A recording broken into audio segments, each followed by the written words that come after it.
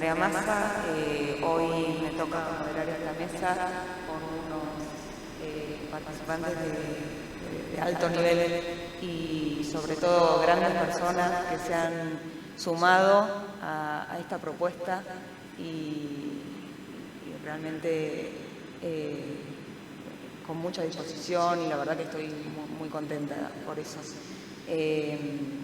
Nos acompañan el doctor Federico Losco, la farmacéutica Annemary Vivianali de Brasil y la farmacéutica Beatriz Bernardes de España. Los voy a ir presentando a medida que hagan sus presentaciones. En primer lugar va a hablar Federico. En segundo lugar, Federico va a hablar de las nuevas terapias y hacia dónde va el tratamiento del cáncer. En segundo lugar, Annemary con la accesibilidad a estos tratamientos y la situación en Brasil. Y en tercer lugar, Beatriz nos dará el enfoque farmacéutico en la atención farmacéutica a estos pacientes que tienen tratamiento con inmunoterapia. Bueno, comenzamos con Federico entonces. Federico es oncólogo clínico, es jefe del Hospital de Día del Instituto Alexander Fleming de la Ciudad de Buenos Aires y trabaja en la unidad de urooncología. Bueno, cuando quieras, Federico. Bueno, muchas gracias. Un placer poder compartir esto con ustedes. Gracias por la invitación y por haberme invitado a hablar de este tema súper interesante. Como les contaba, ahí ven mis slides. ¿Sí? Se ve todo. Bueno, supongo que sí. Ok. La idea en estos minutos es hablar sobre las terapias dirigidas y una nueva forma de pensar el tratamiento contra el cáncer.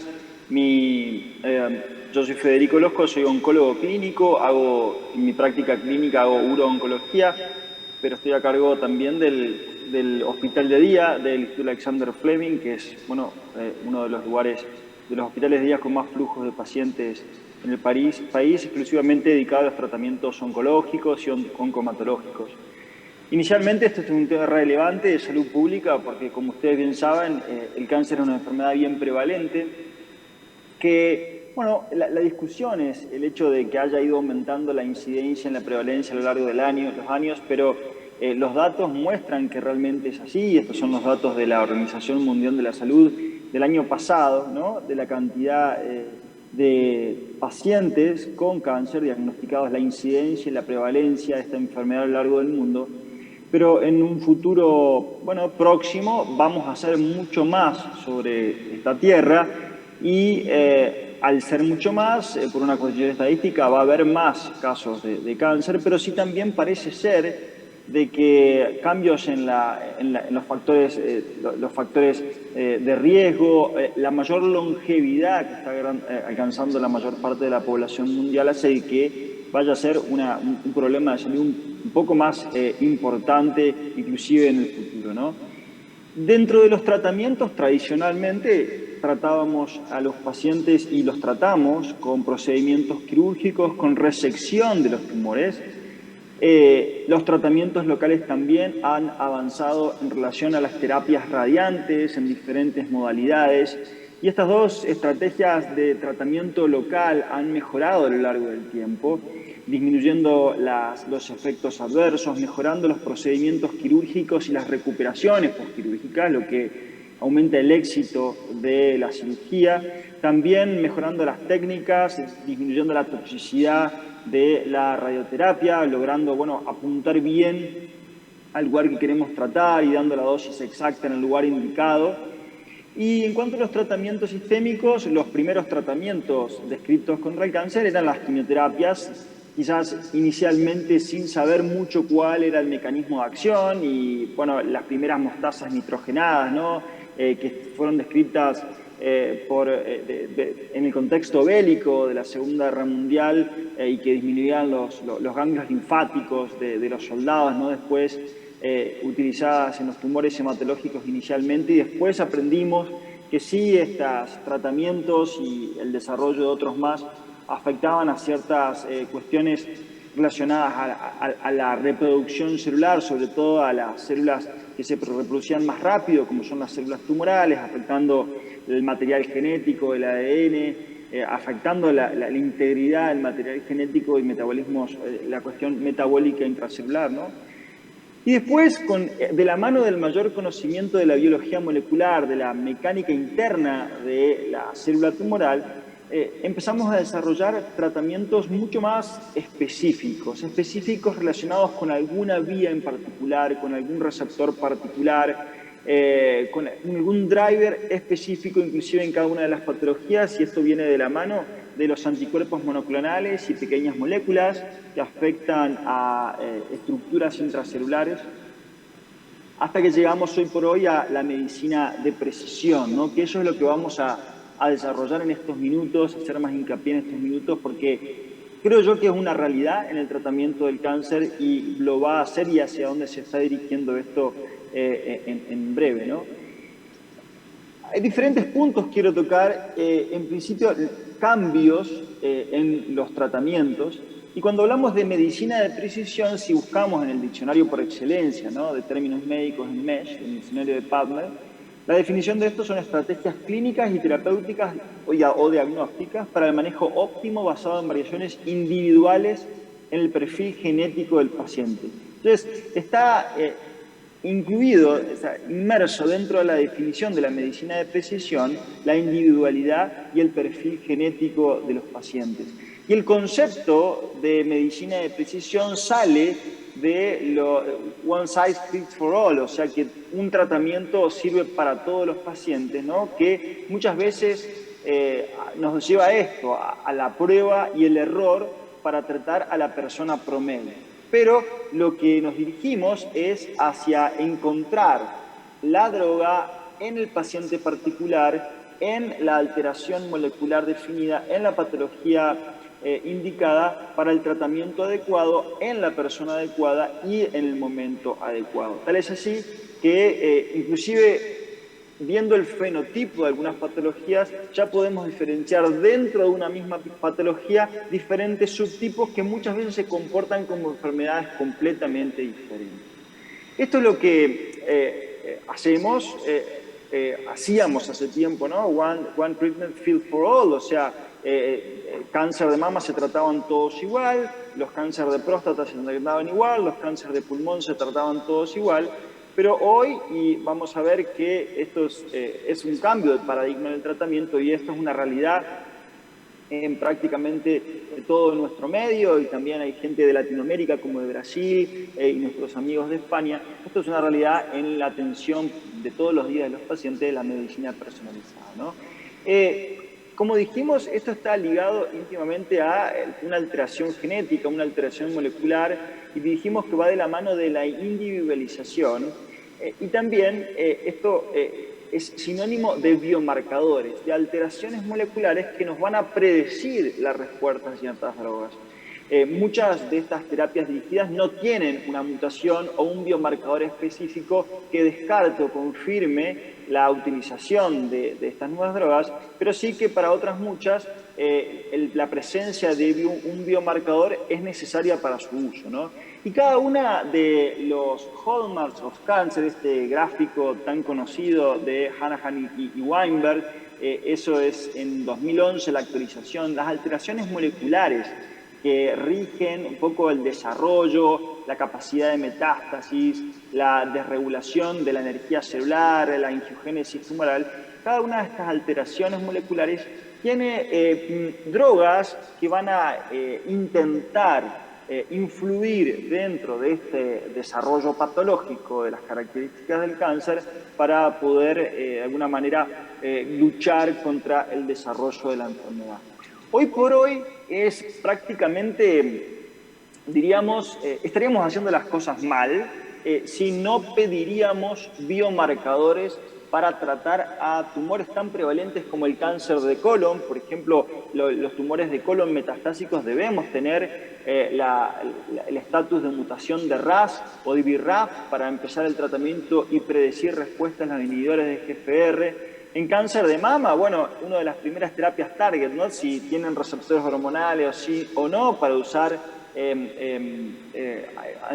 tratamientos hormonales o inclusive aún más ahora mutaciones del PI3K y otras que nos indican también la posibilidad de utilizar terapias dirigidas. El melanoma, por ejemplo, un porcentaje muy importante de los melanomas cutáneos, más del 60%, presentan mutaciones de BRAF, y esto es un biomarcador de respuesta a inhibidores de BRAF. Un poco la vedette de esto es el cáncer de pulmón, que también ha cambiado completamente el pronóstico de un gran grupo de los pacientes con cáncer de pulmón, donde al diagnóstico de la enfermedad avanzada tenemos que tener hoy por hoy una plataforma diagnóstica que incluya mutaciones del FGFR, fusión del LK, mutaciones del R2 o sobreexpresiones del 2 o sobreexpresiones de PDL1 para utilizar las diferentes alternativas en primera línea. Y así podemos seguir, ¿no? Cáncer de próstata, mutación de la recombinación homóloga, pérdida del pitén, todas cuestiones no solamente pronósticas, sino predictivas de respuesta a terapias dirigidas. Y esto también está relacionado con la mayor cantidad de opciones que tenemos, ¿no? Cada vez son más las drogas contra el cáncer que se investigan, son cada vez más los estudios clínicos y las aprobaciones, en este caso por FDA, y muchas veces seguida, un poco FDA y EMEA son los modelos a seguir por el resto del mundo, ¿no? Pero seguida por el resto del mundo, en el cual cada vez son más las opciones para estos pacientes. Me interesa mucho saber, y está intrínseco en este concepto también, cómo es el acceso, ¿no? Sobre todo en medios como el nuestro, que, bueno, estas drogas son bien costosas, ¿no? Esta cuestión, ya mis colegas que van a seguir con las charlas, van a desarrollar este tema, bien interesante. Este es un gráfico bien importante porque una de las primeras drogas dirigidas, el concepto de terapia target está relacionado y siempre se nos viene a la mente el imatinib en la leucemia amiloide crónica. Y fíjense el cambio de pronóstico, y lo que quiero representar en este gráfico, en esta curva de Kaplan-Meier de supervivencia global, quiero representar algo del impacto que tienen estas drogas en grupos seleccionados de pacientes. Los pacientes con leucemia amiloide crónica, recordemos una patología bien prevalente, sobre todo en personas añosas. Fíjense el cambio de supervivencia, el antes y después de imatinib, prácticamente curvas planas con el uso del inhibidor de tirosina quinasa en comparación con terapias que no hace mucho tiempo se utilizaban, como por ejemplo hasta el año 2000, ¿no? Drogas que están dentro, drogas dirigidas, anticuerpos monoclonales como trastuzumab. Recordemos que el 25% de los tumores de mama tienen sobreexpresión de ER2, y trastuzumab es un inhibidor de ER2 que se usa tanto en estadios tempranos como en estadios avanzados de la enfermedad.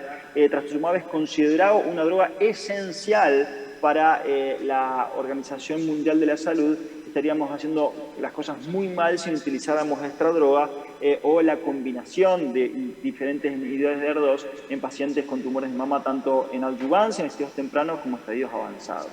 Y así podemos seguir en la lista, y un poco, de alguna manera, la gran novedad, lo que cambió el paradigma en los últimos años del tratamiento de muchos modelos tumorales es la inmunoterapia, estos anticuerpos monoclonales dirigidos contra los inhibidores de checkpoint inmunes, que de alguna manera hacen visible al tumor, al sistema inmunitario, ¿no?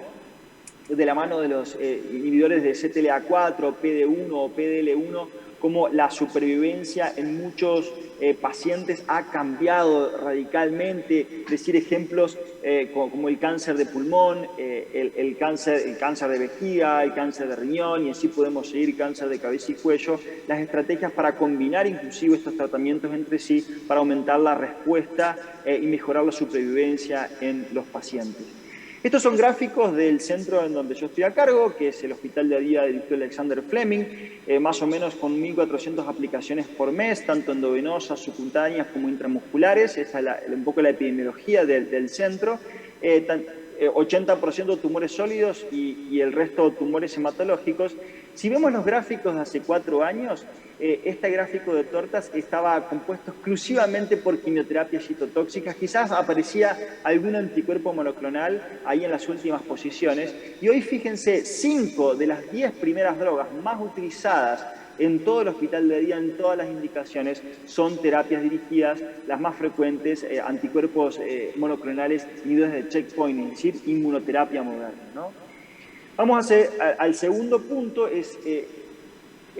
esto produce sin lugar a dudas un cambio en el perfil de eventos adversos. Los efectos adversos relacionados a la quimioterapia tradicional, ¿no? Está la alopecia, los eventos adversos infusionales o las toxicidades hematológicas que vienen intrínsecos en el hecho de hacer quimioterapia en la gran mayoría de las quimioterapias citotóxicas. Y así podemos nombrar, y acá no es la idea de describir todos las alteraciones, los eventos adversos potenciales de la quimioterapia que están listados en este gráfico que pueden afectar todos los órganos.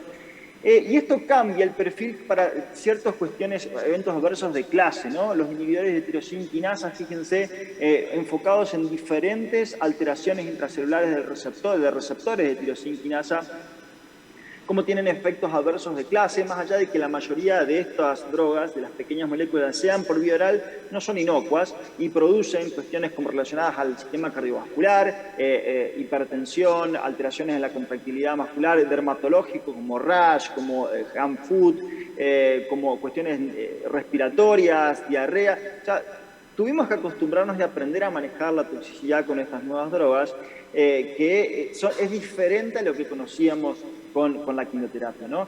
Y también con el último tiempo empezamos a utilizar la inmunoterapia moderna, los inhibidores de checkpoint solos o en combinación, y los eventos adversos inmunomediados son una realidad en estos pacientes, aproximadamente un 10 a un 15% lo presentan. La gran mayoría son eventos adversos leves, grado 1 o grado 2, pero bien que tenemos que estar bien atentos a que esto no progresen a grados superiores e intervenir de manera temprana, tratándolos sobre todo con inmunosupresores para prevenir que generen problemas serios en los pacientes, y lo vemos y lo hemos tenido, ¿no? O sea, tenemos que utilizar corticoides en aproximadamente el 30-35% de los pacientes y aprender, porque esto puede impactar en prácticamente todos los sistemas del cuerpo, ¿no? Este es el ejemplo, como el sistema digestivo, el sistema cutáneo, el sistema nervioso y demás. Esto lo vemos.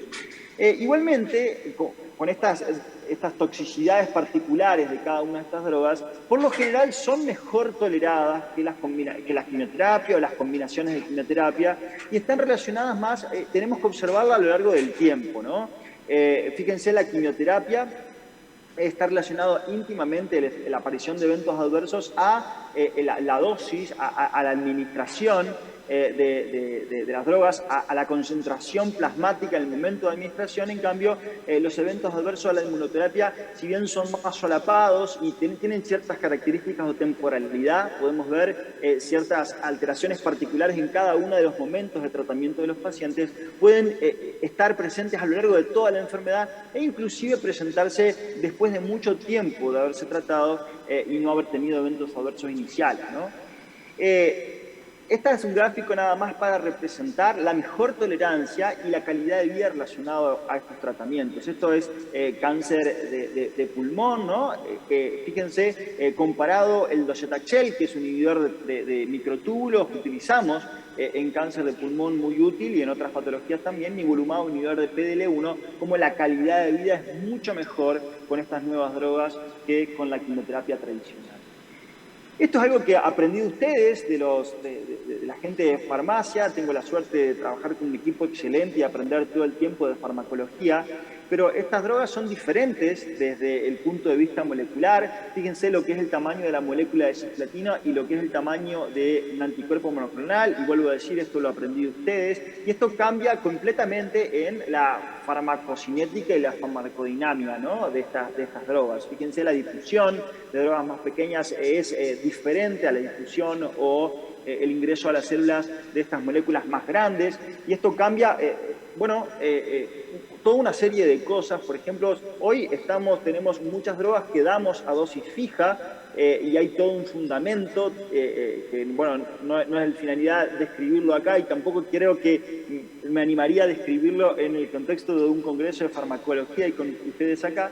pero dosis fija que nos permite por ahí no ajustarlo a peso y a talla o a valores de creatinina o AUC como hacemos con la quimioterapia, sino que nos permite, bueno, disminuir la tasa de error y aplicar a las dosis fijas, por ejemplo, el trastuzumab subcutáneo, pertuzumab subcutáneo, por ahora rituximab, muchas de las inmunoterapias, dosis fija, y existe un fundamento bien claro farmacológico que nos permite hacer eso, ¿no?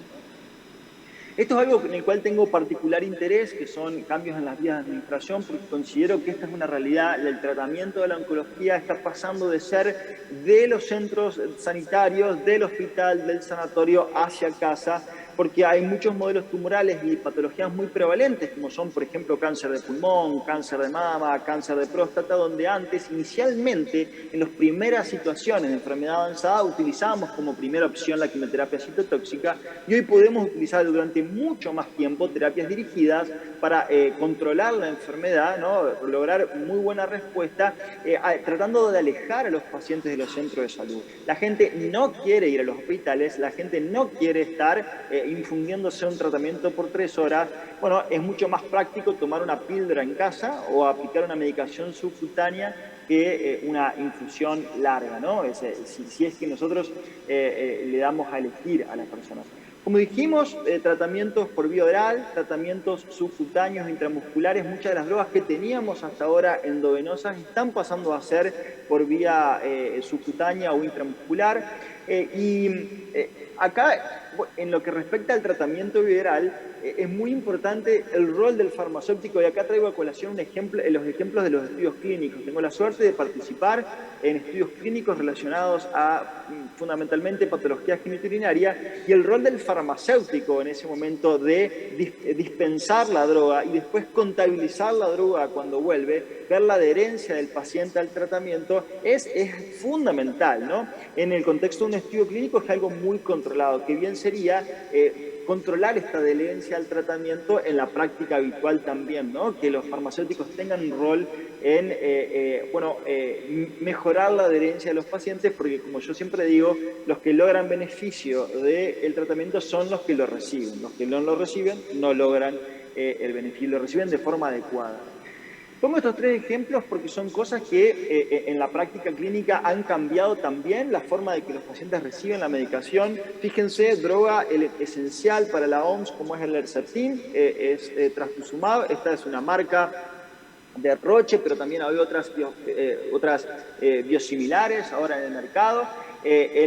La combinación hoy recientemente aprobada en Estados Unidos por la FDA, que es la combinación de pertuzumab y trastuzumab también por vía subcutánea, y rituximab, inhibidor de CD20, también fundamental en los tumores hematológicos, todos con hyaluronidasa, que permiten aplicar de vía subcutánea. Esto tiene mucho mejor tolerancia, mucho mejor posología, no tenemos que aplicar medicaciones, una inyección endovenosa, y los pacientes vienen con su mochila, se ponen el Herceptin y se van a casa. Y esto es lo que con la pandemia empezamos a trasladar este tipo de drogas a casa. Tuvimos experiencias, son los primeros 230 casos de aplicaciones domiciliarias de medicaciones intramusculares y subcutáneas por parte del personal del Hospital de Día del Instituto Alexander Fleming, con una satisfacción casi del 100% de los pacientes. Cuando le preguntábamos qué tan satisfecho está usted con la aplicación domiciliaria que recibió, con todos los cuidados de seguridad y demás, todos, el 100%, dijeron que estaban muy satisfechos. La gente no quiere endovenoso, la gente no quiere ir a un centro de salud, ¿no? O sea, y esto es un gran desafío, porque también tenemos que, como decíamos, la seguridad y la adherencia está, amenazada a veces si no hacemos esta cuestión, quizás este tratamiento en casa, o el tratamiento y controlamos el tratamiento adecuado tanto por vía subcutánea o por vía oral. Para terminar, un poco llevado al extremo, ¿no? El tema de medicina de precisión son las terapias agnósticas, que la terapia agnóstica, como bien lo dice la palabra, no tiene en cuenta el modelo tumoral, el sitio donde está el tumor, sino que tiene en cuenta alteraciones moleculares específicas que permiten dirigir un tratamiento. Pongámosle, y vamos a ver el ejemplo, y estas son las terapias agnósticas aprobadas por FDA, que son los inhibidores de NTRK1, que, todos los modelos tumorales que tienen esta mutación pueden ser sensibles y hay una sensibilidad muy, muy grande. El porcentaje mutado es bien pequeño, ¿no? Es menos del 5%, pero aquellos que lo tienen, independientemente del modelo tumoral que estemos hablando de los tumores sólidos, responden a estas drogas, ¿no? O sea, un cambio completamente del paradigma del tratamiento y parece que a eso va. Como por ejemplo, tumores que tengan instabilidad microsatelital o alta tasa mutacional. Bueno, por FDA está aprobado el pembrolizumab como tratamiento agnóstico, ¿no? Otra vez, no pensar en tratar si es un cáncer de mama, cáncer de pulmón, cáncer de melanoma o un tumor de próstata, sino que dirigir el tratamiento a una mutación específica. Con esto, bueno, estas son mis conclusiones. Cada vez hay más tratamientos dirigidos y menos quimioterapia. Esto no quiere decir que la quimioterapia no tenga un rol, no, claramente hay tumores que se curan con quimioterapia, hay tumores que tienen que recibir quimioterapia, gran parte de los tratamientos para el cáncer que pasamos son esta quimioterapia tradicional, pero esto cada vez, como mostré en el gráfico de nuestro centro, cada vez se va reemplazando, ¿no? por terapias dirigidas. Esto trae un gran desafío, ¿no? Como dijimos, hablamos en esta cuestión de efectos adversos particulares, de vía de administración y también el acceso, porque todas terapias dirigidas, ahora, bueno, hay biosimilares donde podemos bajar un poco el costo y demás, pero traen indudablemente, y sobre todo para nuestro país y nuestra región, el desafío del acceso, ¿no? Lo buenas que son, pero la verdad que no vemos que muchos no acceden de los pacientes que tienen la indicación de hacerlo, ¿no? Hay esfuerzos en personalizar el tratamiento y hacia ahí va la oncología, ¿no? Hay nuevas drogas y nuevos eventos adversos y tenemos que aprender a utilizarlos porque muchos de estos eventos adversos, inclusive en tratamiento viral, son realmente serios, tenemos que identificarlos y tratarlos. Hay nuevos mecanismos de acción y vías de administración, como vimos, los que nos permite quizás hacer tratamientos más flexibles y mejorar la calidad de los pacientes, por ejemplo, y con este concepto de trasladar, ¿no?, el tratamiento del cáncer del centro de salud a casa. Todo esto, como siempre digo, lo podemos llevar a cabo, podemos pensarlo, podemos discutirlo y tomar la decisión de llevarlo adelante si trabajamos en equipo y discutimos esto en medios como este, donde podemos discutir, charlar y aprender todo el tiempo. Muchas gracias y bueno, le dejo paso a mis colegas en las próximas charlas.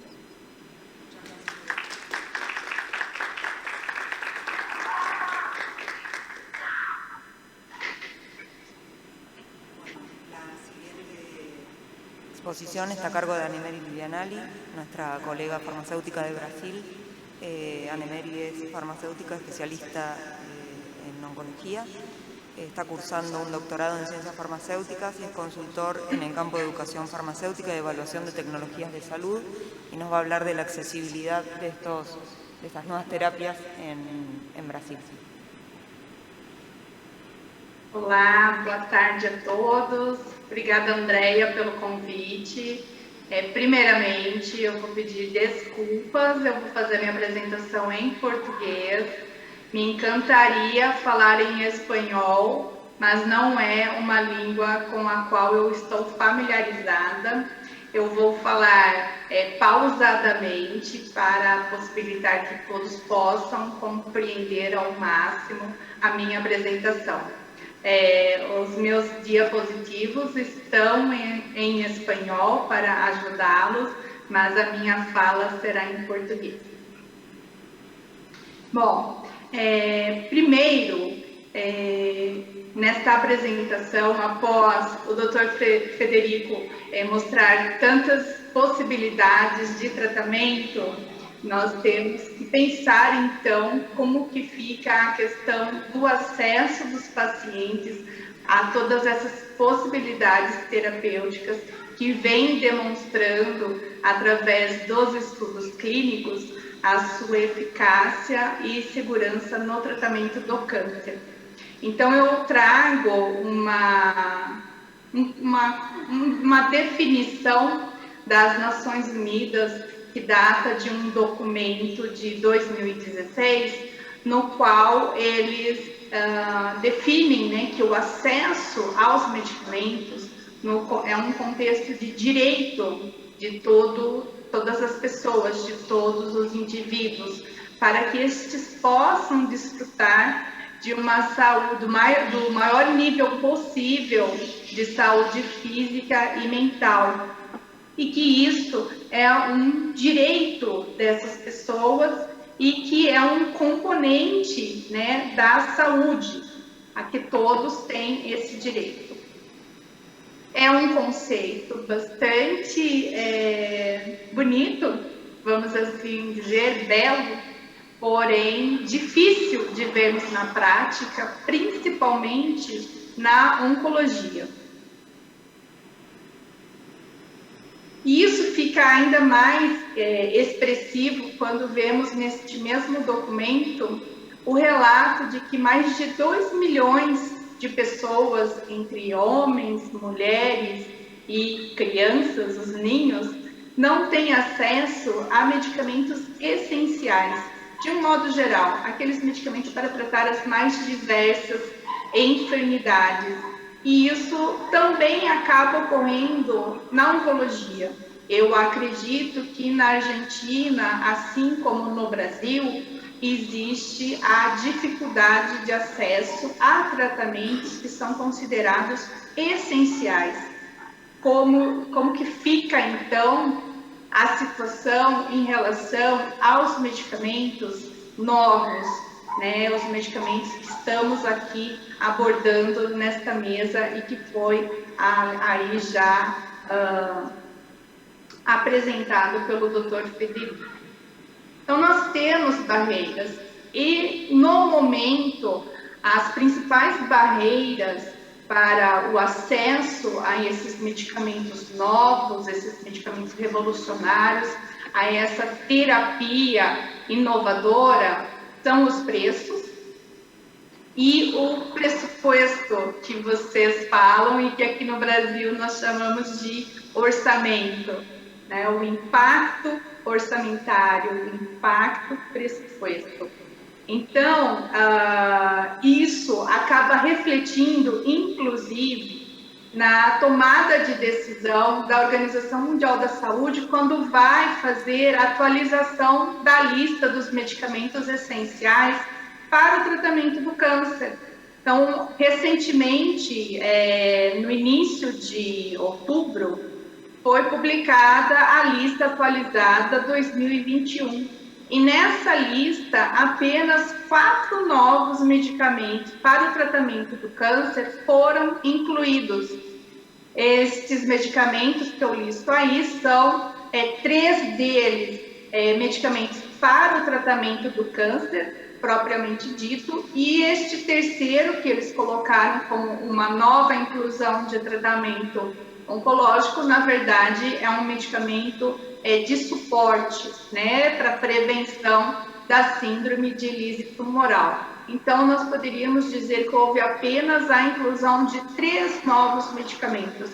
São medicamentos que têm aí, são as terapias dirigidas. Então, essa é uma justificativa para a não inclusão destes medicamentos, destas terapias dirigidas na lista dos medicamentos essenciais na oncologia, na lista da Organização Mundial da Saúde, né? Os altos preços diminuindo cada vez mais a disponibilidade em países como o Brasil, países como a Argentina e de outros aqui da América Latina, que possam ter colegas farmacêuticos participando. Acredito que a Beatriz também poderá nos falar se lá na Espanha passam por essa mesma dificuldade ou não.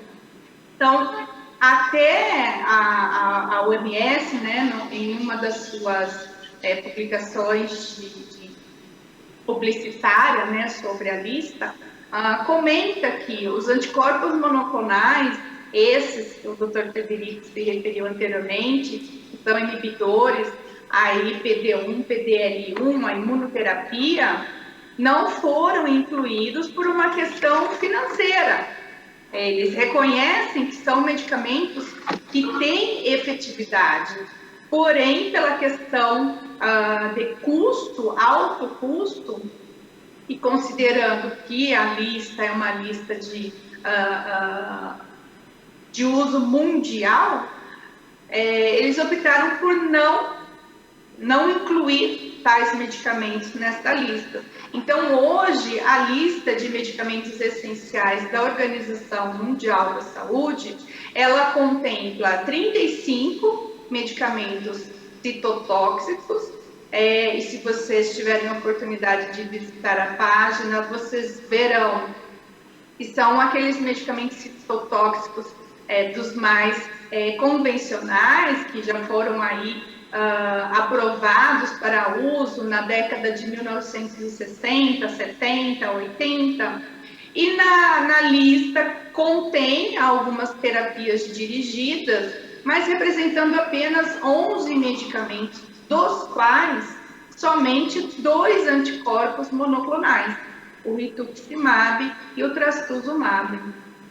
Então, quando vemos uma apresentação sobre essas terapias inovadoras e não vemos a presença desses medicamentos em uma lista de medicamentos essenciais, já começa a nos causar preocupação tanto em relação ao fato dos pacientes não estar com acesso àquilo que poderia ser mais eficaz para ele, como também preocupação pelo fato de termos esses medicamentos disponíveis com alto custo e que podem impactar na sustentabilidade desse nosso sistema de saúde. Então, aqui no Brasil, nós temos um sistema de saúde que consta numa Constituição Federal Brasileira, tá? Algumas diretrizes, alguns artigos que direcionam esse sistema de saúde, e um dos artigos que é muito bonito de se ler, mas que nos causa grandes problemas na prática, é o artigo 196, onde consta que a saúde é um direito de todos e um dever do Estado, e que deve ser garantida mediante políticas sociais e econômicas. Tá? Através dessas políticas, você garante, então, o acesso universal de todos os brasileiros, de uma forma universal e igualitária, a todos os serviços para promoção, proteção e recuperação da saúde. Agora, eu pergunto a vocês: que sistema de saúde consegue oferecer a toda a sua população esse acesso universal e igualitário aos tratamentos que nós temos hoje disponíveis na oncologia? Tratamentos caros, têm ali altos custos, né? Esses que foram mencionados na apresentação do Dr. Frederico, são medicamentos caros e que não estão sendo oferecidos a todos os pacientes brasileiros, não. Eles têm registro no Brasil, mas infelizmente não são oferecidos por questões financeiras. Então, se o paciente é atendido em um sistema privado, particular, através de um convênio, um seguro de saúde, ele até tem maior chance de receber estes medicamentos. Agora, se ele é um paciente atendido pelo nosso Sistema Único de Saúde, que é o nosso SUS, a chance desse paciente receber ipilimumab, nivolumab, pembrolizumab, são bem menores, para não dizer quase impossível que este paciente receba este tipo de medicamento. Tá? Então, o nosso Sistema Único de Saúde, ele é um sistema organizado para atender desde uma simples consulta ambulatorial até transplante de órgãos, né, que são feitos aí, no caso, transplante de medula óssea nos nossos pacientes com câncer hematológico, tá? E esse Sistema Único de Saúde, ele então teria esse papel de garantir o acesso completo, universal e gratuito a todo paciente brasileiro. Só que o sistema, ele não adota políticas públicas que sejam capazes de dar o cumprimento a este direito constitucional. E aí nós temos, então, um problema que acaba resultando na judicialização, tá? Antes disso, antes de falar sobre a judicialização, complementando, né, essa forma de fazer chegar medicamentos que sejam eficazes, seguros e custo-efetivos para a população com câncer, aqui no Brasil nós temos um sistema de incorporação de tecnologias, né, que seriam esses nossos medicamentos. Nós temos, então, uma Comissão Nacional de Incorporação de Tecnologias, que é a chamada CONITEC. Nós temos uma Política Nacional de Gestão destas tecnologias em saúde, e uma das diretrizes desta política é de que, para incorporar novas tecnologias, novos medicamentos, a gente, né, a CONITEC, utilize evidências científicas para apoiar a gestão através de uma avaliação dessas tecnologias. E essa avaliação contempla o quê? Contempla a verificação da segurança, da eficácia, dos custos e também dos aspectos de equidade, como que essa tecnologia chegará a todos os estados e municípios. E também, dando suporte a essa CONITEC, nós temos a Rede Brasileira de Avaliação de Tecnologias em Saúde, que é muito semelhante à Rede Argentina de Avaliação de Tecnologias em Saúde. Isso resolve o problema? Não, não resolve. Por quê? O papel da CONITEC, o papel da Rede Brasileira de Avaliação de Tecnologias é verificar as evidências de segurança, de eficácia e também de verificar custos, custo-efetividade, impacto orçamentário. E no fim dessa avaliação, não significa que eu poderei ter este medicamento incorporado. Então, aqui eu mostro para vocês como que se dá esse fluxo de avaliação das tecnologias sanitárias, das tecnologias em saúde. Então, tudo começa com uma demanda de incorporação no Sistema Único de Saúde.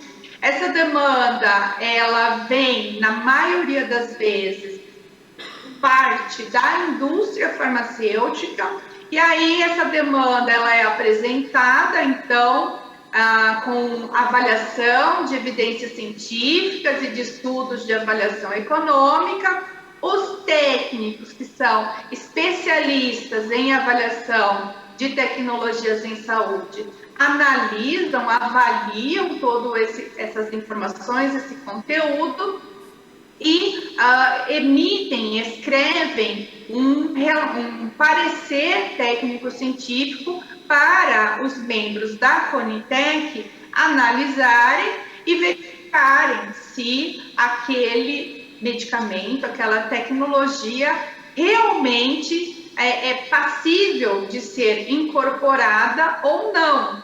E, novamente, eu trago aqui, chamo a atenção de vocês para o fato de que, se a tecnologia tiver evidência científica de eficácia e segurança favorável, mas ela não tiver uma avaliação econômica que demonstre que aquele medicamento é custo efetivo ou demonstre que aquele impacto orçamentário não vai afetar acima daquilo que o Ministério da Saúde tem de recursos para oferecer, esse medicamento ele pode não ser incorporado por questões financeiras, tá? Então, posteriormente, passa por uma consulta pública, uma recomendação final dos membros da Conitec, a decisão final é do secretário executivo, que é o secretário do Ministério da Saúde,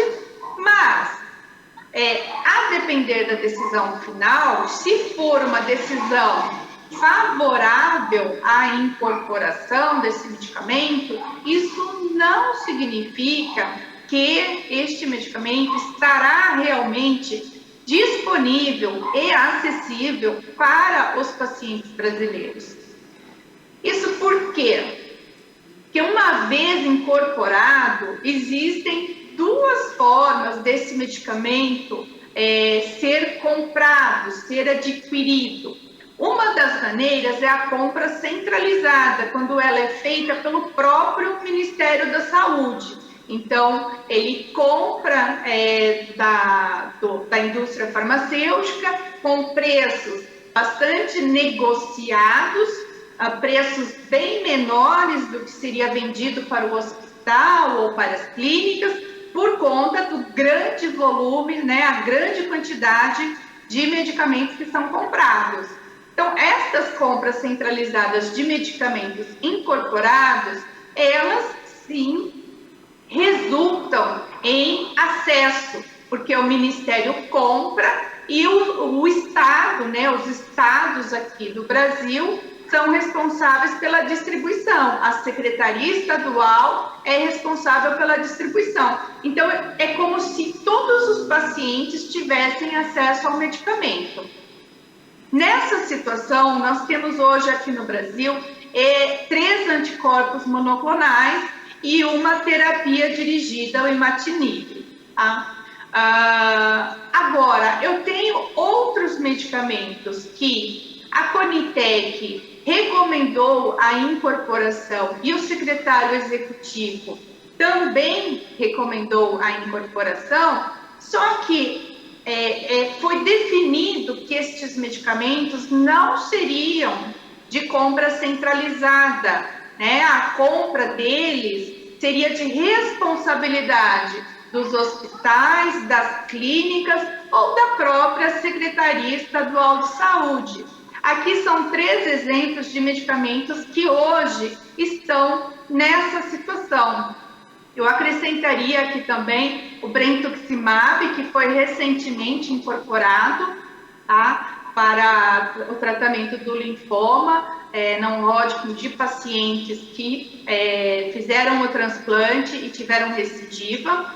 E também tivemos, há cerca de 1 ano, a incorporação do bortezomib para o tratamento do mieloma múltiplo. Juntando esses 3 medicamentos com mais esses 2 outros que eu comentei, não significa que os pacientes estão tendo acesso. Por que isso não acontece? Porque o custo deles é alto e o valor que é reembolsado para o hospital ou para a clínica não é suficiente para custear o tratamento. Então, aqui um outro exemplo, né, mais recente, nivolumab e pembrolizumab, incorporados ao SUS.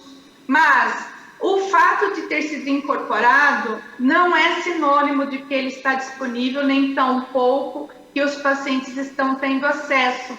Porque no caso especificamente desses 2 medicamentos que foram incorporados com indicação no tratamento do melanoma avançado, o valor que o Ministério da Saúde reembolsa o hospital ou a clínica que atende este paciente é de apenas R$ 1.080. E por mais que existam diferenças entre o nosso valor de real em relação à moeda da Argentina, eu tenho certeza que vocês conseguem perceber que R$ 1.080 não é suficiente para comprar nenhum frasco de pembrolizumab ou de nivolumab. E por essa razão, os pacientes não estão recebendo este medicamento no sistema público, no SUS. Então, isso tudo acaba resultando na judicialização, ou seja, os pacientes procuram o sistema judiciário para abrir processos judiciais para que possam receber estes medicamentos, levando em conta o que está na Constituição, que dizia lá atrás, no meu diapositivo anterior, que é um direito constitucional à saúde. Então, se é direito constitucional à saúde, ela deve ser oferecida a todos. E aí, com este direito, muitas vezes o juiz determina que este paciente receba o medicamento e, uma vez determinado isso, o Ministério da Saúde ou a Secretaria Estadual da Saúde é obrigada a fornecer tal medicamento. Só que com a judicialização, poucos pacientes têm acesso, porque não são todos os pacientes que abrem os processos judiciais, e muitos pacientes ficam sem o acesso. Então, a gente tem um desequilíbrio na balança da sustentabilidade do sistema versus o acesso. Então, cada vez que o medicamento passa por um fornecimento mediado por uma judicialização, esse custo é maior e esse dinheiro que é investido na compra do medicamento para atender poucos pacientes, ele deixa de atender muitos outros, porque ele não está previsto no orçamento. Então, quando nós temos a judicialização para a aquisição de novas tecnologias, as necessidades individuais começam a ser atendidas e o direito coletivo, ele deixa de ser prioridade. E isso não é bom para o sistema de saúde. Não é bom tanto do ponto de vista do direito à saúde, quanto do ponto de vista de recursos, uma vez que esses recursos eles não são previstos para serem investidos, eles são retirados de outros investimentos que o Ministério da Saúde deveria fazer. Então, aqui são, em 2015, mais de R$1 milhão gastos só no sistema de judicialização para a aquisição de medicamentos. Aqui, então, também mostrando alguns exemplos de medicamentos que foram judicializados entre 2015 e 2016. Finalizando minha apresentação, eu também quero mostrar para vocês que nós devemos nos perguntar o que devemos incorporar, e sim, devemos buscar por evidências, e sim, devemos nos lembrar que nem tudo que está registrado, aprovado por nossas agências de regulação, as nossas agências de vigilância sanitária que registram os medicamentos, isso não significa que o medicamento é o ideal para o paciente e é o medicamento que devemos incorporar. Eu trago 2 exemplos aqui na sequência de medicamentos que foram aprovados pela FDA para o tratamento de um determinado tipo de câncer e que pouco tempo depois, por não comprovar, não ter provas suficientes de segurança e eficácia, a agência decidiu fazer a retirada da indicação. Por que eu trouxe o exemplo da FDA? Porque no caso da agência americana, eles têm um sistema de aprovação acelerada de registro de medicamentos. E nesse sistema de aprovação acelerada, eles aceitam estudos que não tenham determinado desfechos que são os desfechos convencionais na oncologia como a sobrevida global. E pedem que o fabricante siga com o estudo para alcançar esse desfecho que seja o desfecho ideal. Só que nisso o produto já está registrado, já está sendo utilizado e pode, num caso como esse, ter sido desperdício de dinheiro, porque gastou-se para utilizar um tratamento que depois não conseguiu comprovar que de fato era seguro e eficaz. O mesmo aconteceu aqui com o Keytruda, que foi indicado para o tratamento do câncer de pulmão, de células pequenas metastático, e quase 2 anos depois o próprio laboratório anunciou a retirada da indicação porque não conseguiu alcançar resultados suficientes e favoráveis para a sobrevida global. Então, já seguindo aqui para minha finalização, minhas considerações finais, em função do meu tempo, o acesso aos novos medicamentos, ele é um problema mundial, ele não é Brasil, Argentina, Espanha, ele é uma questão mundial. Mesmo países como Estados Unidos e Canadá enfrentam este problema. A avaliação das tecnologias sanitárias, elas têm um papel fundamental nesse momento em que temos tantas opções terapêuticas de alto custo e que nem sempre podem estar realmente trazendo benefícios reais, e nós temos que estar muito atentos a isso. E, preferivelmente, a eficácia e a avaliação econômica é um conjunto que vai ser analisado e que só resultará no acesso do paciente a esses novos medicamentos se os dois alcançarem bons resultados, e não podemos nos esquecer da sustentabilidade do sistema de saúde. E essa responsabilidade da sustentabilidade de saúde é nossa. É nossa, médico, farmacêutico, paciente, governo. Juntos nós temos que nos preocupar com os custos, com o acesso, com a universalidade e buscarmos por soluções que sejam o mais viável possível para que todos possam se beneficiar das mesmas opções terapêuticas, sem diferença. Então, eu encerro por aqui minha apresentação. Muito obrigada e fica o meu contato para eventuais perguntas.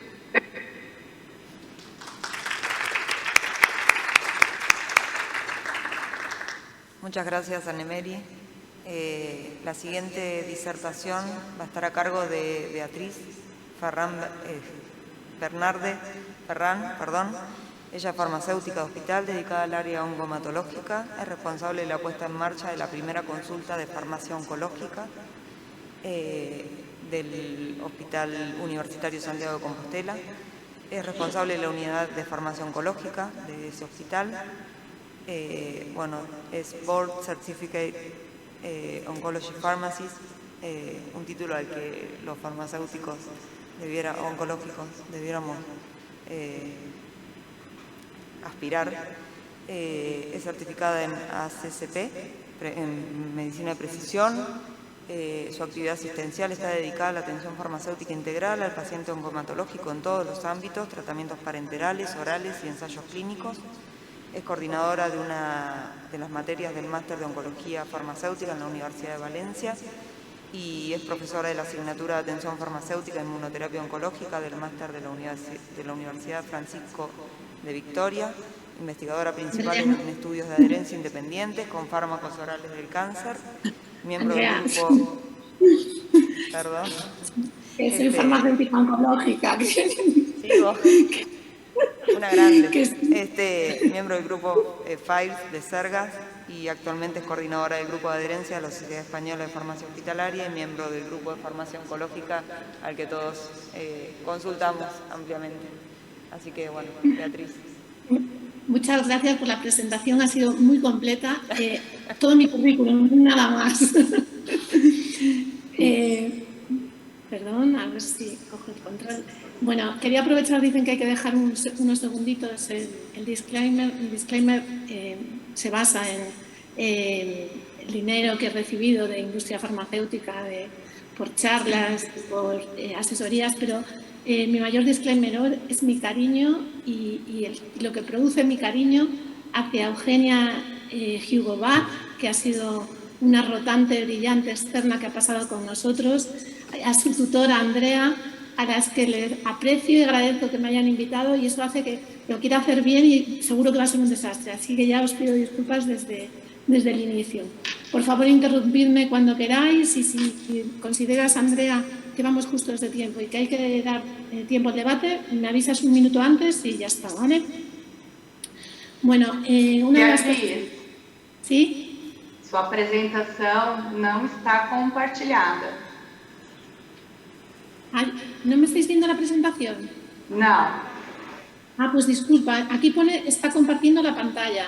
Está en verde y me sale la segunda diapositiva. Andrea, ¿no la veis? ¿Tampoco vosotros? Ahí me avisan que no. A ver, un segundo.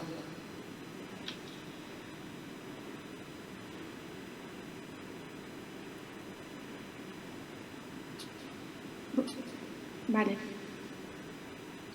Vuelvo a compartir.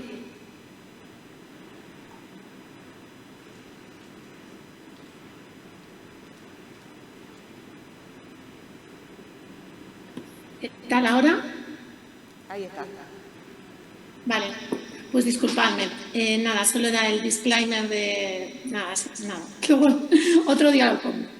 Decir que cuando uno es farmacéutico oncológico, enseguida se encuentra con muchos compañeros que, como uno mismo cree, y como León Felipe escribió, que lo importante no es llegar ni solo ni pronto, sino con todos y a tiempo. Desde el primer momento que tuve el primer contacto con Andrea, supe que ella también era una de estas personas. Me gustaría solo compartir mi experiencia. Que espero que sea del máximo interés para vosotros. Deciros que en mi presentación os voy a dar un link, va a estar disponible con todos los accesos y con todo lo que vosotros penséis. Pedir disculpas porque aquí es un poquito tarde por la noche. Tengo un niño de 9 años y es el timbre, no sé si lo habéis escuchado, es la realidad de la vida del online, ¿vale? Bueno, una breve introducción sobre la atención farmacéutica y los cambios en los últimos años.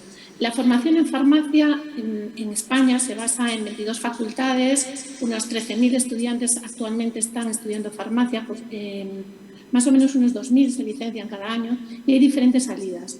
Con mucha diferencia, la salida más frecuente es la oficina de farmacia.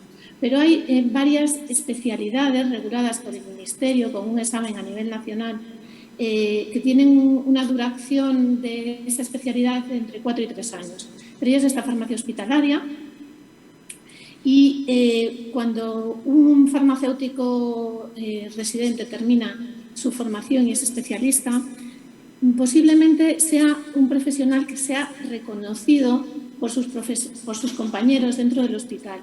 Esto no es una labor de poco tiempo, esto es una labor que se va sumando a través de los años. Es nuestro 66 Congreso Nacional. Creo que para esto ha sido importante la asociación, ¿no? La sociedad, el crecer todos juntos. Y tiene mucho valor la Sociedad Española de Farmacia Hospitalaria, supongo que será muy similar la Asociación Argentina de Farmacia Hospitalaria, y por eso os felicito y os animo a seguir trabajando, porque lo que pretenden es mejorar la atención al paciente, pero incrementando el estado de conocimiento sobre la farmacia hospitalaria. Para mí hay 2 puntos claves e importantes para poder hacer una adecuada atención farmacéutica. El primero de todos es la integración en el equipo. Uno no puede desarrollar como farmacéutico todo su potencial si no es dentro de un equipo. Yo he pensado qué ejemplos puedo dar. Pues quizá una orquesta, ¿no? La música más bonita, aunque haya un director de orquesta que puede ser el oncólogo médico en el caso del paciente con cáncer, si todos los instrumentos suenan bien, la música realmente es algo maravilloso, ¿no?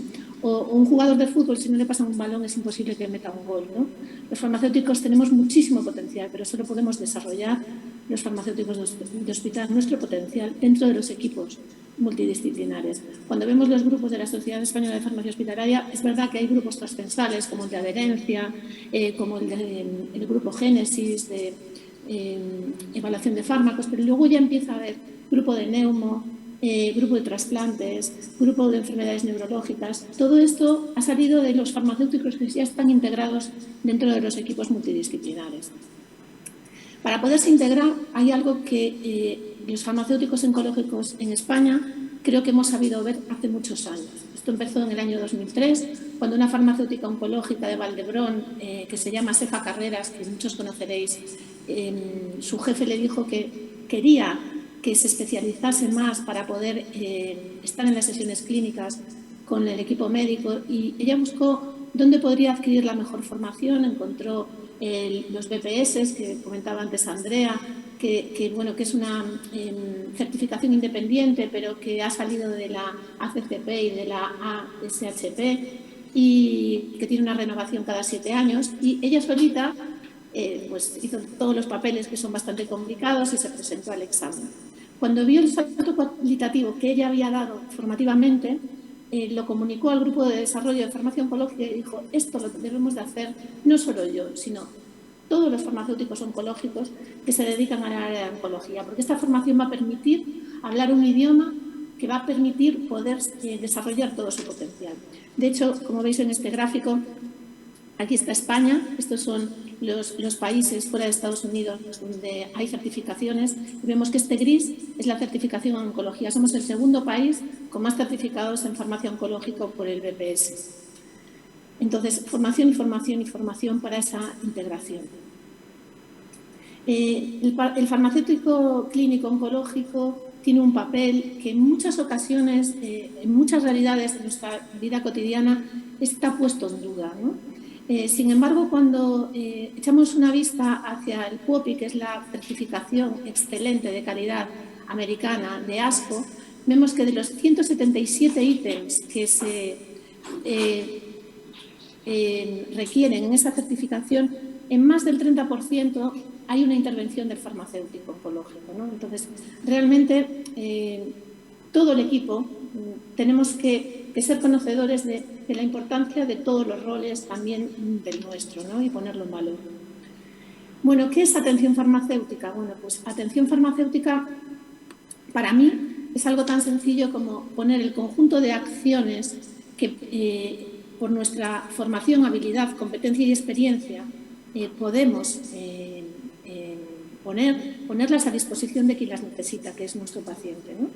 Esto es, digamos, algo muy sencillo, y en todo el camino hacia donde está caminando la Sociedad Española de Farmacia Hospitalaria y los más innovadores, Ramón Morillo, etcétera, dicen que es algo más en el sentido de que nos vincula con el paciente y con el cuidador, pero también con los profesionales sanitarios, y que nos debe obligar a alinear objetivos con el paciente a medio y largo plazo. En esto se basa el CMO que os voy a comentar ahora, y que además tenemos que tener en cuenta una atención farmacéutica continua, ayudados con las nuevas tecnologías y con los medios disponibles que tengamos. Entonces, estas son las dos estrategias por las que está caminando ahora como sociedad la SED, ¿no? El MAPEX, por un lado, el MAPEX, ¿qué es? Es el plan estratégico del paciente externo. Se ha hecho por patologías y tenemos la nuestra en oncohematología. Del MAPEX ha salido una serie de variables, 22 variables. Es súper bonito, a mí me gusta muchísimo porque nos va a ayudar a estratificar en prioridad 1, prioridad 2 y prioridad 3 la necesidad de atención farmacéutica de un paciente oncológico. Y nos va a ser el primer peldaño del siguiente concepto, CMO. ¿Qué es CMO? Capacidad, motivación y oportunidad. Es como la estructura mental por la que va a adaptarse ahora o a seguir la atención farmacéutica. La C es la capacidad que tenemos para atender a nuestros pacientes. Por eso vamos a tener que priorizar a aquellos que más nos necesitan. Y la C, por eso, se basa en el MAPEX, están íntimamente relacionados. Motivación es la entrevista motivacional, es ser capaces de establecer objetivos alcanzables para nuestros pacientes y caminar con ellos a la consecución de estos objetivos, ¿no? Y la oportunidad es la oportunidad de hacer esa atención continua. Entonces, esto es un poco el mapa de lo que se está moviendo actualmente en España. La segunda parte es, digamos, de la estructura es la consulta de farmacia oncológica. Está totalmente establecida, es un camino que llevamos andado y me gustaría mostraros un ejemplo. La inmunoterapia es una conquista muy reciente y los comités moleculares de tumores es nuestra actual lucha. Entonces, rápido a la consulta, pues aquí veis algunos de los fármacos que nosotros dispensamos cada día en nuestra consulta de farmacia. Para poneros una idea de cifras, bueno, pues por ejemplo, desde el 1 de septiembre hasta el 25 de octubre hemos visto en la consulta de farmacia oncológica 825 pacientes distintos, una media de 40 pacientes día. El número de pacientes con capecitabina que hemos tenido desde el 1 de enero del 2021 han sido 182 y de palbociclib 55. Los fármacos que veis aquí, que tienen asteriscos, requieren un trámite especial, no están financiados. Todos los demás, si se validan porque cumplen indicación, son dispensados directamente cuando nos los envía su oncólogo. ¿Cómo hacemos la estructura de la consulta? Una parte previa de revisión de historia clínica, donde vamos a intentar hacer la validación farmacéutica, la atención farmacéutica directa que nos permite completar esa validación, revisar de manera integral las interacciones, hacer entrevista motivacional, sellar esto con un soporte escrito para el paciente y darle un contacto y, por último, registrar los datos en la historia clínica. Para nosotros la validación farmacéutica en oncología y en todos los ámbitos es pivotal, porque es verdad que en oncología y también en otras patologías es de alto nivel técnico y es muy compleja, pero aporta seguridad y calidad a la prescripción. Y esto es muy importante con fármacos que tienen un estrecho margen de seguridad. Se recomienda en varios estándares de calidad, como la Joint Commission. Es verdad que estamos ajustados por el tiempo. Tenemos que fijarnos en los conceptos en validación en oncología claramente de cada fármaco y de cada paciente, la toxicidad limitante de dosis. Y es importante los recursos que tenemos. Este es el documento que es accesible de validación farmacéutica al paciente oncológico, donde precisamente dice, según los medios que tenemos, nuestra validación va a ser más completa y vamos a poder aportar más o menos a la seguridad de la prescripción. Vamos a la parte de la entrevista, cuando estamos ya directamente con el paciente. Se basa en técnicas de comunicación, pero es lo que nos da, digamos, la posibilidad de adecuarnos a las necesidades reales de nuestros pacientes. No vamos a poder hacer la misma consulta farmacéutica a un paciente y a otro paciente. Depende de múltiples circunstancias. Es importante que acordemos objetivos con nuestro paciente. Objetivos que pueden ser que la semana siguiente nos diga cuánto ha paseado, por ejemplo, para combatir una astenia o un cansancio. La entrevista clínica nos va a permitir conocer datos fuera de la historia clínica electrónica, hábitos, si tiene el paciente apoyo en su tratamiento, si usa vitaminas, productos de herboristería, otros productos complementarios alternativos, y nos va a permitir también hacer esa continuidad en la atención farmacéutica valorando cada necesidad de cada paciente. ¿Qué bases de datos utilizamos? Pues nos gusta el lexicón para interacciones de fármacos. Basamos nuestros trípticos informativos sobre todo en el BCA cáncer. Para nosotros, cada vez que hacemos un informe, cuando se hace un tratamiento de un uso especial, siempre vemos la discusión científica de la EMA. También utilizamos mucho la base de datos del SLOA para buscar tratamientos complementarios o alternativos. Por último, aquí tenemos nuestra base de comunicación principal, la historia clínica electrónica. Los farmacéuticos oncológicos tenemos permiso para escribir en el curso clínico de oncología, como aquí veis. Esto permite que nosotros, después del curso clínico del oncólogo, escribamos lo que nosotros creemos que puede aportar, también para el seguimiento por parte del oncólogo, enfermera, médico de cabecera, etcétera. Todo está conectado. Os voy a poner un ejemplo muy rápido, muy breve, donde intento, digamos, mostrar cuáles son las posibles actividades de un farmacéutico oncológico, ¿no? Esta es una paciente, vino en julio a oncología médica, un carcinoma de pulmón no microcítico, estadio 4, con metástasis ganglional, suprarrenal, renal ósea y sistema nervioso central, EGFR real, ROS negativo y PD-L1 negativo. Comienza primera línea de tratamiento el 21 de diciembre del 20 con pembrolizumab, carboplatino y BM3. Tras 3 ciclos presenta respuesta parcial, pero en la segunda evaluación progresa a muchos niveles. Por lo que empieza el 28 de mayo, segunda línea de tratamiento con nintedanib 12-tasel. En ese momento se solicita NGS, un análisis de alteraciones genéticas. La paciente, después del primer ciclo, presenta hepatotoxicidad, suspende el tratamiento, en ese momento sale el resultado de NGS y la paciente presenta una mutación en el KRAS, que es la mutación G12C. Tenemos un tratamiento, que es el sotorasib, aprobado por la EMA, por la FDA y disponible por el Ministerio a través de nuestra plataforma de la EMS, a través de un acceso expandido previa autorización del laboratorio. Se tiene que mandar un informe. Bueno, pues aquí hay un previo a la consulta farmacéutica, que es todo lo que supone el trámite del uso especial. En Galicia es diferente a Cataluña, diferente a Madrid. En Madrid es diferente a un hospital que en otro. En el nuestro requiere que un oncólogo haga un informe, que su jefe de servicio lo firme, que el farmacéutico haga un informe de farmacia, que el jefe de farmacia lo firme, que después se valide por la dirección. Realmente quien da el permiso final es la dirección del hospital, pero el SERGAS, lo que es, digamos, el sistema sanitario gallego de la región, tiene acceso para ver y para que haya igualdad entre los hospitales gallegos, a ver el trámite, que el trámite esté correcto, y si no nos manda avisos, que no son ejecutivos sino recordatorios. Vale. Esta ha sido la aprobación, llega aprobado el tratamiento y entonces va a comenzar la consulta de farmacia oncológica. Entramos en la historia del paciente. Este es un paciente ficticio y viene acompañada la paciente de su hija y nos comenta un consumo de muchísimos productos de herboristería: aloe vera, drosera, boldocinara, carbomariano, granada, propóleo, renoven, etcétera. Entonces tenemos que hacer una revisión de todo el tratamiento, le explicamos que natural no quiere decir inocuo y llegamos a las conclusiones de que hay productos que tiene que suspender, como por ejemplo el aloe vera, como por ejemplo el carbomariano, la granada, que van a tener interacciones a nivel de inhibición del CYP3A4, enzima por el que se metaboliza el sotorasib.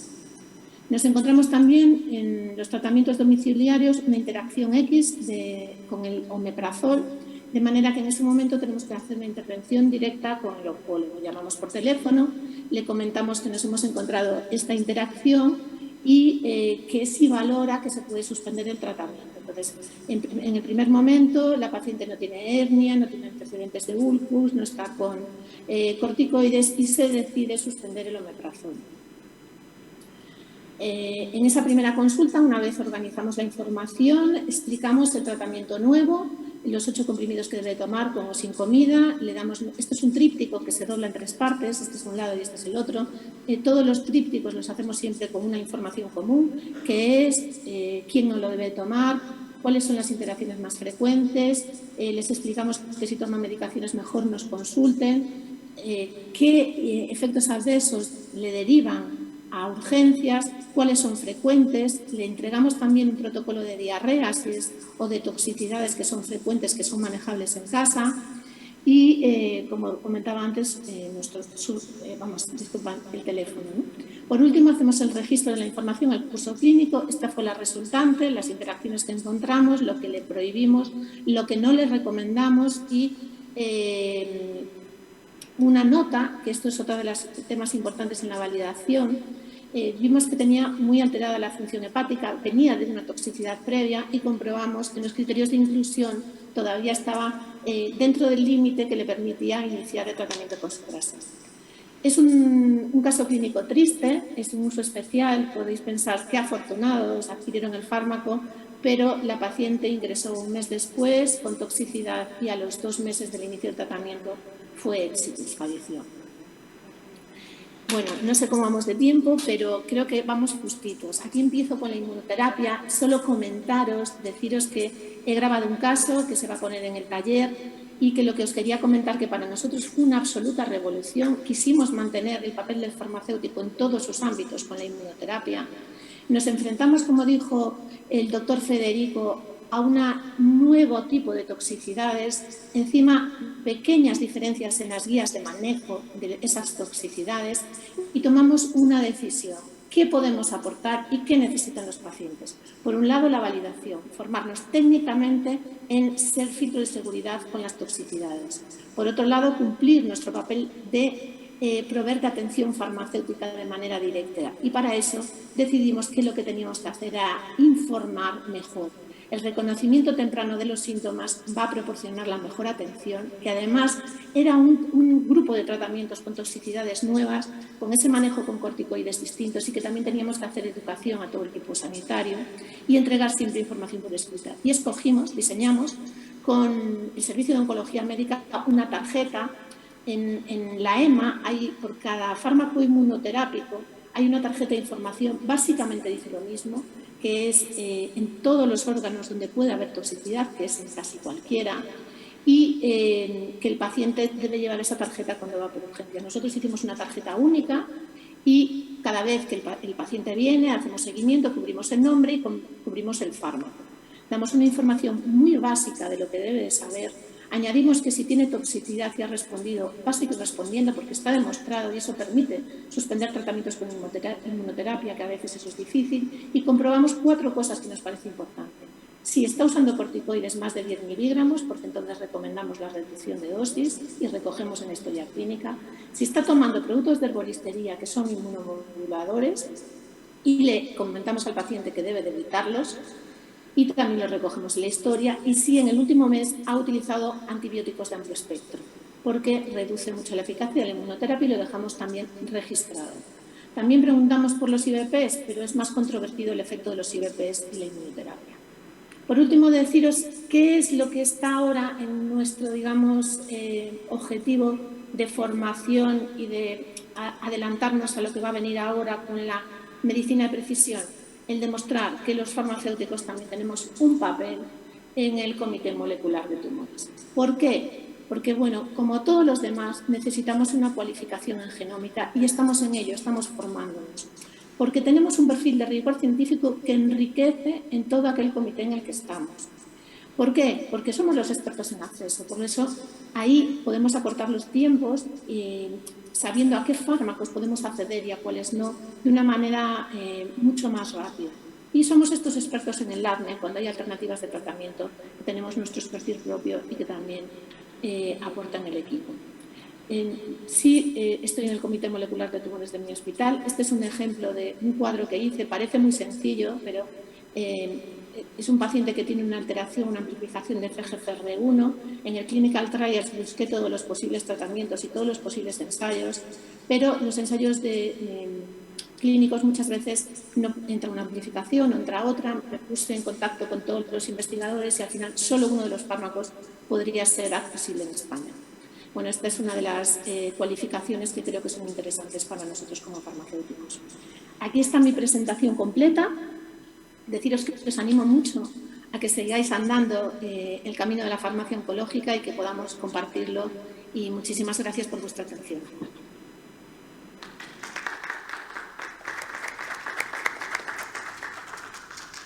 Bueno, pasamos al espacio de las preguntas. Si tienen los participantes, estoy viendo preguntas en el chat, no hay. Si los participantes que están acá presenciales quieren hacer alguna pregunta. A mí me gustaría felicitar a los organizadores y al panel, la verdad es súper interesante, temas que nos atraviesan desde la práctica, ¿no? Y resaltar el valor del farmacéutico en la práctica clínica, sobre todo en el manejo de medicación oncológica, que es medicación con un rango terapéutico bastante estrecho. En mi situación particular, desde la unidad de infusión, creo que el papel es fundamental como mecanismo de control, ¿no? Y de conocimiento que excede un poco el conocimiento clínico médico o el de enfermería. O sea, esta cuestión, decía Beatriz, de las interacciones, ¿no?, medicamentosas. Muchas veces me pasa de que indico algo y levanta el teléfono el tubo y mirá, la verdad que está tomando tal antidepresivo y demás, conviene cambiarle por otra cosa, o no te conviene esto, te conviene lo otro. Eso me parece súper importante. Y la pregunta que quería hacerte, Beatriz, es este mecanismo que ustedes tienen de control y el rol del farmacéutico oncológico en la asistencia, ¿lo llegan a hacer en todos los pacientes? ¿Seleccionan los pacientes en particular, a todos los pacientes que dispensan la medicación, ¿no? Un poco que nos cuentes eso. Vale, nosotros ahora mismo estamos integrados desde el 2003 en el Hospital de Día de Oncohematología.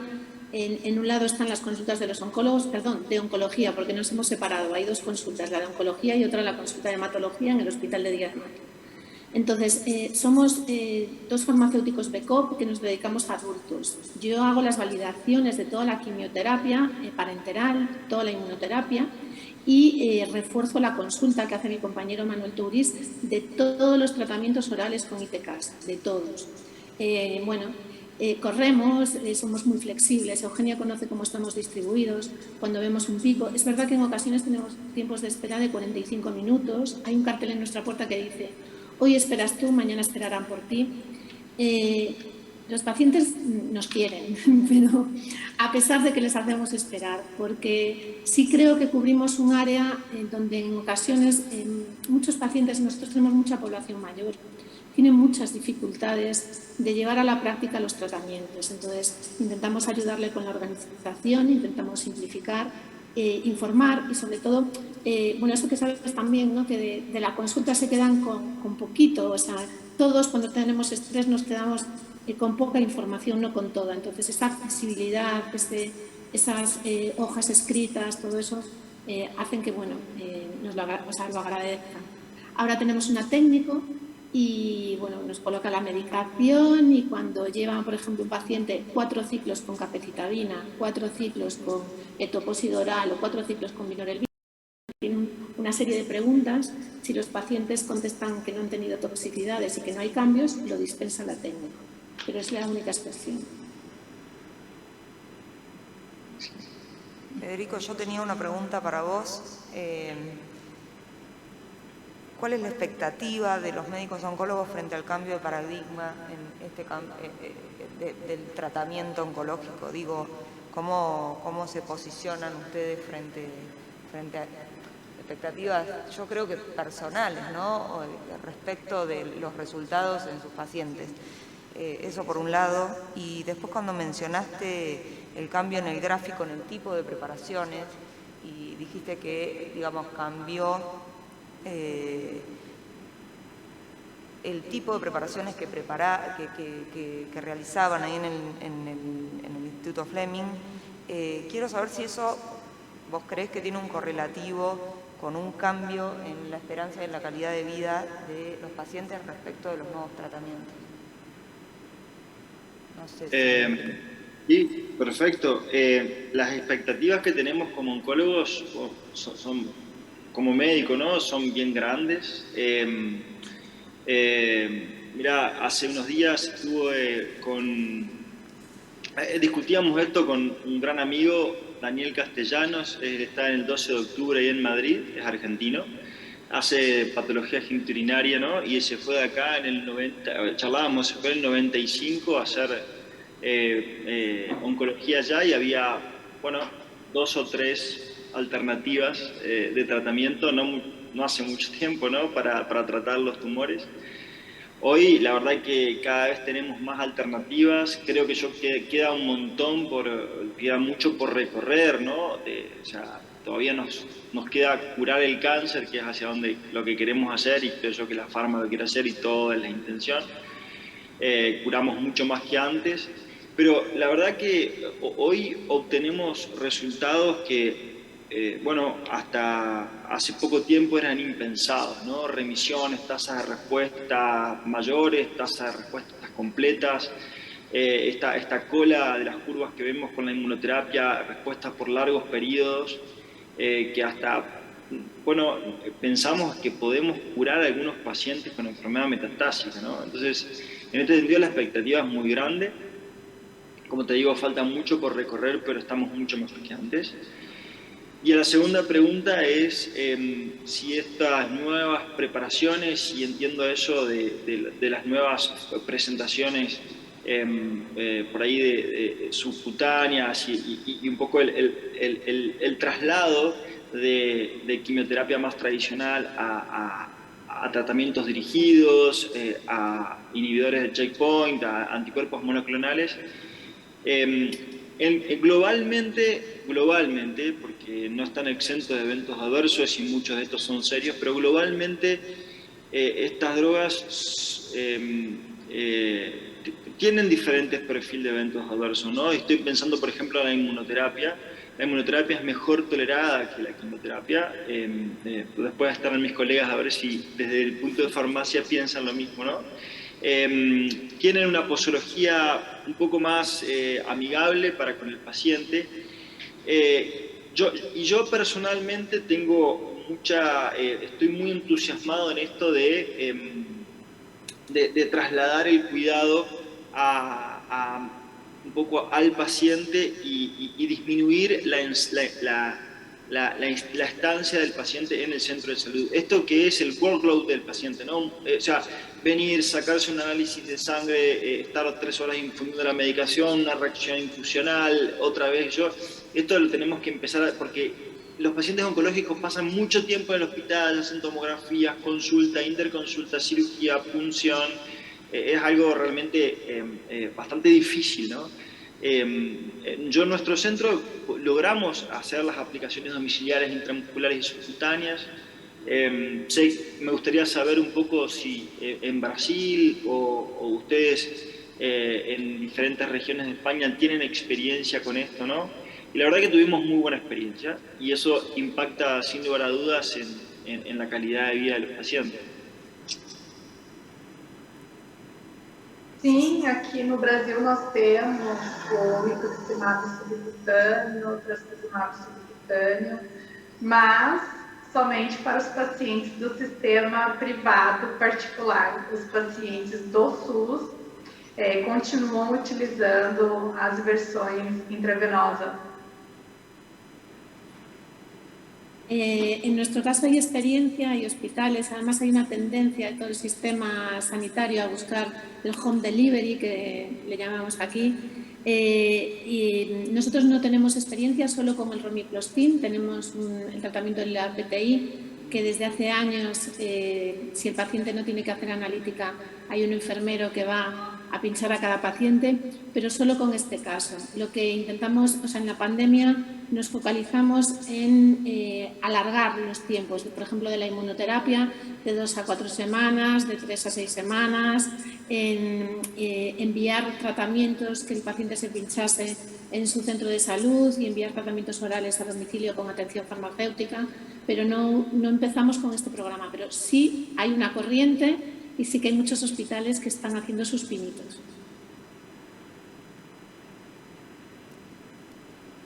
Yo tenía una pregunta para Annemary. Cuando mostraste el circuito para la aprobación de estos medicamentos de alto costo por la CONITEC, y suponiendo que para un medicamento dado sea favorable la incorporación, ¿existe la posibilidad o pasa realmente que la decisión final sea negativa? Digo, que finalmente no se incorpore o si tuvieron experiencias en eso. ¿Y qué va pasando?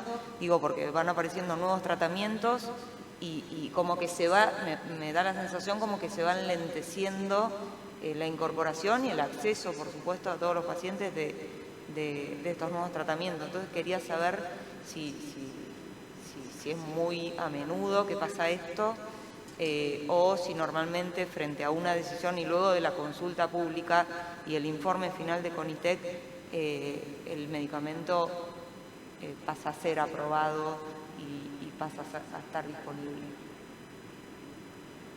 Por exemplo, se os membros da CONITEC recomendarem a não incorporação, quando vai para a consulta pública, médicos, pacientes, associação de médicos enviam seus comentários contrários, né, discordando da não recomendação e justificando o porquê o paciente, o médico, acredita que deveria ser incorporado. Muitas vezes, a não incorporação, a recomendação de não incorporação, ela é justificada pelo custo. Então, isso acaba estimulando a empresa fabricante, a indústria farmacêutica, a negociar preços. Então, a indústria farmacêutica daquele medicamento cuja recomendação foi de não incorporação se posiciona com novos preços, negociando esses valores. Foi o que aconteceu com o pembrolizumab e o nivolumab, que eu mostrei na minha apresentação. Só que mesmo negociando os preços, no cálculo do impacto orçamentário, do impacto pressuposto, na prática, não mudou o valor da APAC, que eu mostrei, de R$ 1.080. Então, a indústria vende mais barato, mas o sistema não se adequou. Então, por conta disso, o paciente continua sem acesso. A sua segunda pergunta era em relação à desincorporação, quando entram novos medicamentos e saem os velhos. É isso, Andrea? No, era si se iba enlenteciendo, digamos, cuando el dictamen era desfavorable, ¿qué pasaba con ese informe que quedaba como pendiente?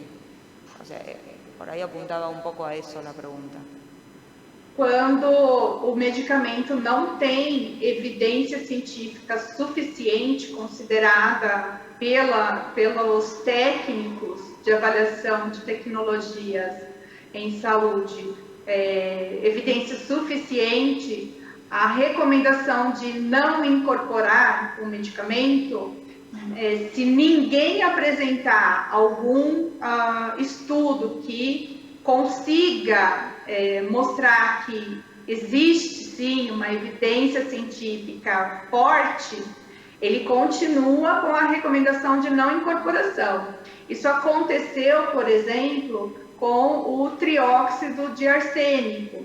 Em 2014, houve a solicitação de incorporação, não havia evidência científica forte, uma evidência científica considerável para incorporação. Então, a recomendação final foi de não incorporar. E ele está sem incorporar no sistema público até hoje, mesmo sabendo que nós temos novos estudos que poderiam justificar a incorporação. Só que o problema é que a Conitec, ela não é proativa, ela é passiva, ela aguarda que alguém peça pela incorporação. Então, neste momento, para incorporar o trióxido de arsênico, precisaria que a indústria farmacêutica ou uma sociedade médica solicitasse essa incorporação. Não sei se eu respondi sua pergunta, Andrea, peço desculpas. Gracias. Sí, cómo no. ¿Cómo es el sistema de salud en España? Todos los españoles tienen la misma cobertura y pueden tener el mismo tratamiento. ¿El costo del tratamiento es el mismo para todos o no? Pues te agradezco la pregunta porque así tengo la oportunidad de contestarle a Annemeri, que me preguntó antes. Es universal el sistema de salud para todos. Tenemos una demora. ¿Cuál es la demora? La aprobación de los fármacos la marca, los fármacos oncológicos, la EMA, la Agencia Europea. Pero realmente los fármacos no van a estar disponibles hasta que el país negocie con la empresa farmacéutica la financiación. Y entonces aquí tenemos una situación que es la situación de desigualdad. Hasta que el fármaco está financiado, desde la indicación de la EMA, en ocasiones pueden pasar 2 años. Y en esos 2 años, cómo se comportan las comunidades autónomas es absolutamente distinto. De manera que, por ejemplo, en Galicia, si está aprobado por la EMA, nosotros hacemos un trámite, el que os enseñé antes, a través del SOLES, por paciente, y pedimos para cada paciente ese tratamiento y lo podemos utilizar. Sin embargo, en el País Vasco, si está aprobado por la EMA pero no está financiado, no se puede utilizar. Entonces, esto es como una gran burbuja con muchos puntos que podrían ser judicialmente discutibles, pero esto todavía no ha llegado, o por lo menos yo no lo conozco, a los juzgados aquí en España. Bien, pero eso hace que se retrase el tratamiento del paciente o quede inconcluso o se busca otro esquema. Claro. En Galicia, nada, es un trámite que dura 15 días, o sea que no, yo creo que no, o sea, no supone un retraso. Pero en otras comunidades no van a poder usarlo y no sabes cuál va a ser la fecha de financiación. Entonces tienes que buscar otras alternativas en un paciente oncológico. No es como acá en Argentina que, no sé, en Salta no hay un tratamiento y vienen a Fleming o van a otro lado para... Sí, por ejemplo, comentan, yo es que no lo vivo, como yo soy de las comunidades, vivo en Santiago, en Galicia, y como yo no tengo esta dificultad, pues no lo conozco tanto, pero por ejemplo, tengo compañeros en Santander, en Valdecilla, que me dicen que tienen muchos pacientes de comunidades limítrofes, como el País Vasco, que sí hay un desplazamiento precisamente por acceso a fármacos. Ok, gracias. Bueno, si no hay más preguntas... quería responderle algo a Anne-Marie, habías dicho, Bea. No, yo creo que con esto respondo, pero solo comentaros que ahora, por ejemplo, tenemos la EM, bueno, perdón, no es la EM, es el interterritorial, que es el que contesta las financiaciones. Los inhibidores de NTRK, tanto LARO como entrectinib, son una no financiación en España. Y esto supone un problema, porque nosotros, por ejemplo, llevamos mucho tiempo haciendo NGS y no hemos tenido ninguno positivo. Pero si hay alguno positivo, a pesar de ser una no financiación, lo vamos a solicitar. Y en algunas otras comunidades no se podría poner de ninguna manera. Entonces, vuelvo a remarcar desigualdades.